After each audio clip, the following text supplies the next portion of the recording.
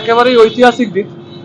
1947-এর 20 June আজকের ডেটেই এই তারকেশ্বরের মাটিতেই পশ্চিমবঙ্গ ভারতভুক্তি হবে কিনা এই নিয়ে অধিবেশন বসেছিল।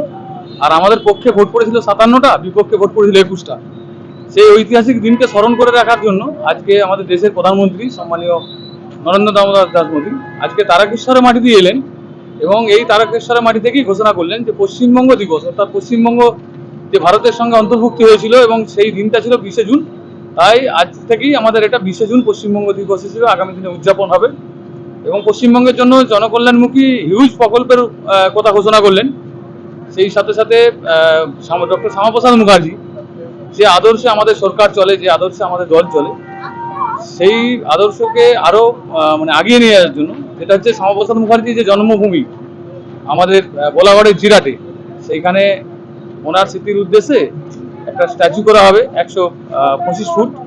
সেই সাথে সাথে বেশ কিছু ওনার যে পৈতৃক বাড়ি যেটা বিভিন্নভাবে বেদখল হয়ে গেল, সেই জায়গাগুলো আবার পুনরুদ্ধার করা এবং ওখানে বেশ কিছু কেন্দ্রীয় প্রকল্প হিসেবে কাজ হবে। রাজ্যবাসীর উদ্দেশ্যে কি বার্তা দিলেন? রাজ্যবাসী তো জনগণের জন্য তো প্রচুর প্রকল্পের কথা বললেন। একদম প্রধানমন্ত্রী কিষাণ সম্মান নিধি থেকে, আয়ুষ্মান ভারত থেকে আরম্ভ করে কেন্দ্র সরকারের যে সমস্ত জনমুখী কাজ, যে সমস্ত জনমুখী কল্যাণ প্রকল্পগুলো আছে, যেগুলো বিগত সরকার তৃণমূলের আমলে এই ভারত সরকারের প্রকল্পগুলো এই পশ্চিমবঙ্গে কার্যকরী করতে দেয়নি। আমাদের ডবল ইঞ্জিন সরকার হয়েছে, 4 মে পশ্চিমবঙ্গে পরিবর্তন এসেছে।